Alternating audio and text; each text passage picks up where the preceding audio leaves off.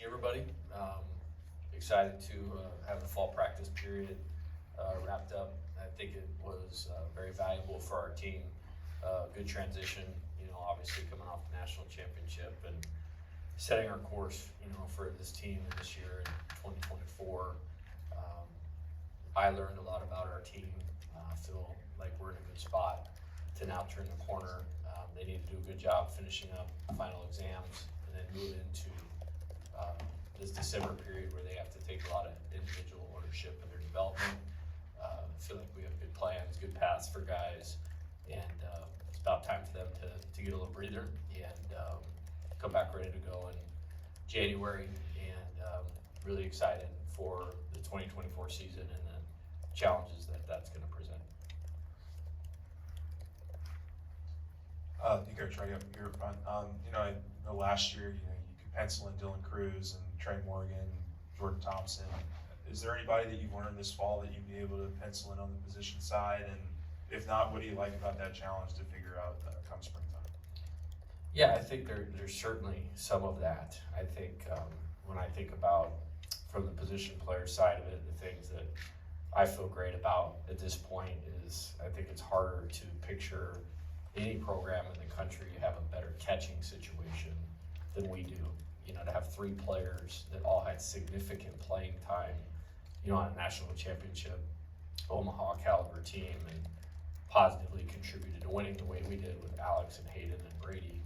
And all those guys are in a really good spot right now. I feel like there's a path and, a way for all of them to make a positive contribution, between, Alex behind the plate with his defensive skills, improving offense, team leadership. I don't think you could overstate how important he was at the end of the season, especially in Omaha. We won all 5 games that he started behind the plate in Omaha. I don't think we get to Omaha without Hayden and his offensive contribution. I think he's taken a nice step forward in his development. Obviously throwing, really good. He's kind of one of those guys that I think is poised to have a lot of success this year. And we're number one team in the country the entire time Brady was a starting catcher until he got hurt, so I feel good about that. I think, kind of moving around the field, Jared Jones, good freshman season. Hit 314 home runs, going through the majority of the SEC schedule. We obviously kind of went in a different direction in the postseason with what we're doing, but really excited about him. Feel strongly that our players make their biggest jump between their first and second year in a program. I think he's primed to do that. Around the infield, Michael Braswell, as of today, is clearly going to play shortstop. Like, that's not even a conversation or a question. Probably one of the biggest highlights of the fall has been his development from day one. We changed everything offensively and feel like he's in a really good spot. He led our team in hitting, hit a few home runs. Tommy, obviously coming back in third, he missed the fall due to the shoulder surgery at the end of the World Series. Immediately. He hurt it in game 1 of the season and really toughed that thing out, for the entire season. For him to play defense as well as he did last year, and basically stay on the field with the significance of that injury was remarkable, and I think speaks a lot to his toughness. In a really good spot right now in terms of his recovery, I guess, if you will. He's back in his hitting program, hitting live. We started the running, and I think when both of those things are stabilized, he'll be getting throwing, and fully expect him to be ready to do everything by opening day. So obviously when he's at full health, we know what we have there, which in my opinion is the best hitter in the country. And then in the outfield, probably the deepest position on the team. I don't know about slotting guys in and saying this is a for sure, but much like Jared, I think Paxton Clayton did a good job at times last year. I think all those guys were a little bit of a victim of being on one of the best position player teams in college baseball history. That's just what that was. Excited about his development. I feel like we've found some things here recently, late fall, that is going to help get him to another level as a player. Jake Brown is a freshman that has really stood out. Like if you're asking me for something that I'm really happy about, that's something I'm really happy about. Speed, dynamic player, left-handed hitter, can do a lot of things to help us win. Mac Bingham, good transfer from Arizona. Obviously, coached him for 2 years to know what we have there. And there's some guys right along the periphery. Josh Pearson obviously is a player I trusted a lot. We bounced him around between the outfield and second base. And there's certainly more guys. There's a lot more to be decided, between now and opening day. So we're not in that place last year where you felt like, hey, these 5 or 6 guys are going to play. Hey, Coach. Now that everyone's gotten some more time to get used to it, other than making games shorter, what effect do you think the pitch clock has had on the sport? It wasn't as big as I thought it would. I actually like it, which kind of surprised me a little bit. I like staying on offense for as long as we possibly can and getting off the field on defense as quickly as we possibly could. I think it's just like anything else. No matter what's off the field, on the field, recruiting rule, pace of play or game, just like tell me what we're dealing with, and then we need to prepare to use it to our advantage. And I actually kind of liked it, to be honest with you. I think our hitters got comfortable with it. We didn't penalize them this fall at all, but we had the clock running the last 2 weeks, and I thought we're kind of in tune with it a little better than I thought we would be. Now we will when we come back for the spring scrimmages. If you're not ready to go at the 10-second mark, strike, because I don't want that to carry over into a game or vice versa. But I think it's been a positive change.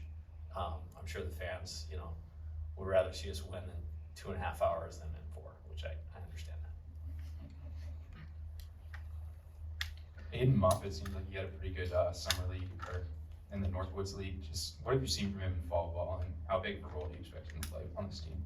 Yeah, really another real positive from fall. Talent, never a question. Kind of my line always is, does the talent turn into usable skill to help us win? And we're much further along that line.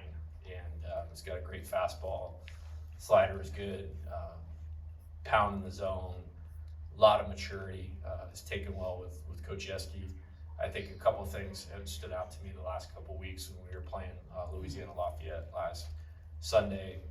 Hit a very clean first inning, and then guy hit a leadoff triple, and then that run scored. Another guy was on base, and then he got himself together and kept that inning at 1, which a year ago that would have got away from him, which is why he didn't have a bigger role in last year's team.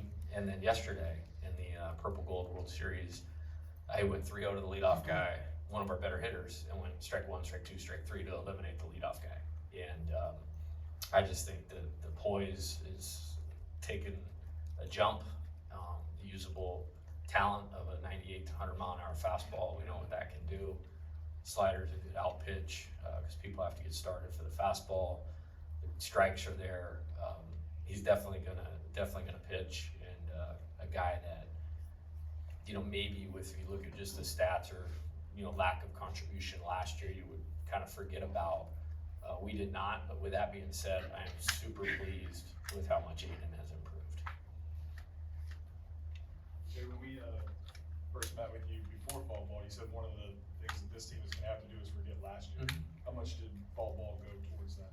Yeah, I think it was good. I think we were really mature with it. I think, if you don't stop and acknowledge what those guys accomplished, like the ring ceremony was awesome. Like for me, that kind of okay, we finally got to actually celebrate that, and that was a phenomenal day. And so during that day, I wanted them to be totally engaged in that, but we have a lot of work to do. I don't think that was any issue, whatsoever. And, when we turn the corner, it's all 2024, from that point forward, because your absolute focus on the present is that's our deal. It's right here, right now, all the time. And I'm looking forward to that. And I think there's a way to continually honor what last year's team did forever. They'll be bonded here and together and known as champions forever, and that should be respected. But none of that has anything to do positively with what we need to do going forward. And I haven't felt any issue with that at all. It's great to see those guys when they're around. and they're working hard and set a good example for what our players want to be, which is pros in their off season, working hard to try to become big leaguers. And so it's great to have them around, but it's been handled really well by everybody. You mentioned Michael Braswell. What was it they all changed offensively? What kind of went into the overhaul that allowed him to have such a standout fall? Yeah, I think first off, we went and got him because he impressed me, like with his skill set. Like I didn't even really look at the statistics or the numbers, that much. I know he had 2 years of a lot of playing experience in the SEC on a good team, a super regional team. I think he was, a little further along defensively than I thought. Like outs have to be outs if you're gonna win at a high level, and I think he dominates the routine play in terms of catching it, has good arm strength, really good internal clock, so that serves him well on a lot of different types of ground balls. Offensively, the first part was, tapping into opening up his body a little bit in terms of fast twitch, mobility, explosiveness. So there was a weight room component of that Coach McMillan, our new strength coach, did a terrific job in helping him use his body better, or open it up to be used better. And then he's worked incredibly hard on, taking that advantage that he gained in the weight room, sequencing his swing of being in position, of using the lower half to get the bat to contact, and then connecting the bat and upper body with his lower body and creating a lot more impact. And it's tight in his swing, which is tight in his strike zone. And so I think it's a really balanced attack offensive player between contact, ability to drive the ball a little bit more. I think he had 3 or 4 home runs on the fall, and then he was able to walk and manage the zone really well. So you put all that together, you have a really valuable player, which is why I'm as high on him and the impact he can have on our team. Because right here in the middle, Cameron Johnson's been impressive so far, including a 6 strikeout performance against you all out yet during your guys' scrimmage. What have you seen from him so far, and what was your reaction when he decided to come to LSU instead of going to the majors? Performance has been great. I think, you gotta be not very sharp to walk into a ballpark and see him step on the mound, throw one pitch, and not believe that guy has a chance to be something pretty special. I mean, the physical talent jumps out at you. I think what I've been impressed with Cam is how under control of himself he is, and that nothing has really sped up on him. He's doing a phenomenal job in school. He's doing a phenomenal job off the field. Kind of has a good synergy between that and getting on the mound and slowing things down and executing just the pitch in front of him. There's certainly pitching things that, like all our pitchers, he'll continue to work on and develop to add to his arsenal. But the talent is pretty special, but I think the mindset is really good. And, that was pretty dominating performance. I think he was, Hayden threw somebody out trying to steal with 2 strikes, or he would have had 7 strikeouts in 2 innings, which you don't see that very often. But really happy that Cam's here. I think he does have some room to grow. I think he will grow. But at the same time, I trust him. I trust to get him on the mound early in important situations. Hey, Coach, I think the LA Box is going to be 15 years old this year coming up. And some people say that's still brand new. But where are you at with the LA Box experience? Obviously, I guess your team dictates that on the field more than anything. But do you look around at different things and say, hey, we can improve it with this? Or, when you're LSU, you don't chase gimmicks and cheap things to liven up the experience? Yeah, I think there's a lot of venues that are good in the SEC. I mean, we're just on a different planet, in terms of college baseball, and I'm proud to be on that planet. I think the separator for us is our fans. Our fans make it the best venue in college baseball, and very appreciative to their contribution in the regional and super regional last year. I mean, that was amazing. In super regional against Kentucky, Trey had a home run in the first inning, and that is easily the loudest I've ever heard that place. And, it was really awesome. So I think in terms of that, we'll always have that, and I'm thankful for that.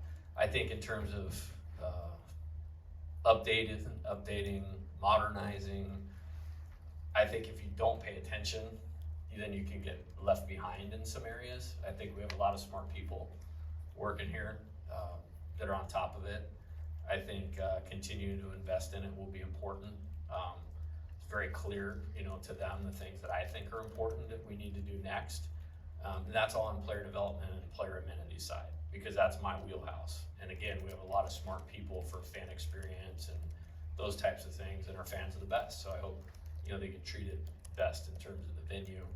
So, we're always on top of it, but they have a pretty clear picture about the things I want to do. It goes right here. As Kim Mulkey said, as the national champs, you're guaranteed to get everyone's best shot. Now, regardless if you guys are the favorites to win it all again or not, how do you guys respond to that extra amount of pressure? And how do y'all avoid a championship hangover, which, we've seen teams suffer before? I think a couple things in terms of that is, baseball in nature is very different. And I had to answer this question the other day of, how does, the last two champs, they didn't even make the SEC tournament, let alone the NCAA tournament, and Mississippi State and Ole Miss. I think we're in the only league and the only sport that's possible, because I think it's the best competitive dynamic in all of college sports is baseball in the SEC. The other thing is you look at maybe why some of those things happen.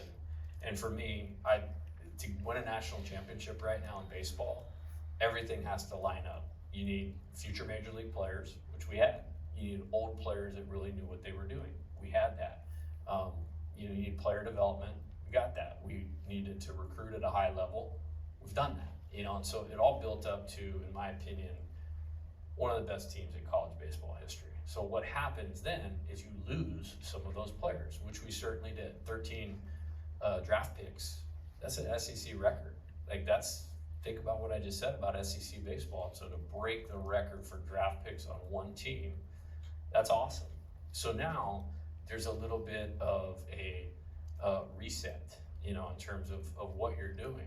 So we try to be ahead of that as best we could. From the day I got here, I knew we needed to upgrade the pitching talent in the program. Well, we obviously did that, bringing in the best pitcher I've ever seen last year in Paul.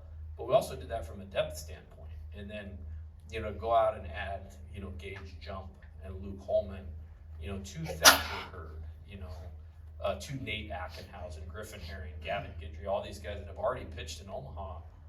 That's a really good starting place. And then, what we've tried to do is be, as I mentioned earlier, mature about how we're attacking this, is honoring the process of winning. We have a very specific, way that we follow. And I think we did a good job of that in the fall. It was definitely a different fall in a couple regards, but I think we handled it well. I think as a coaching staff, I think we have some good feel for our team right now and things that we need to do, that we need to guide them in the direction to do on their own. And what we need to do when we come back, which is improve on a daily basis. And so super boring, but to be in a better position for this team, we have to stay true and honor all of that stuff. And I think we have good leadership. I'm sure you'll talk to Hayden and Thatcher, part of that leadership group that understand that. They had really positive people around them last year that, part of it is you want to emulate some of that, because the standard was so high for everybody on a daily basis, and then you commit to that, and you have enough good players. That's kind of how you get through that. Right up here up front, you mentioned the pitching staff and the overhaul you guys made in terms of building out the depth there. Just, it looked like every time I was looking at the stats update, this guy had no hits, 6 strikeouts kind of deal. Just how are you deciphering, which group of guys goes in what place in terms of starting and depth and closing? Just where are you guys at in that process?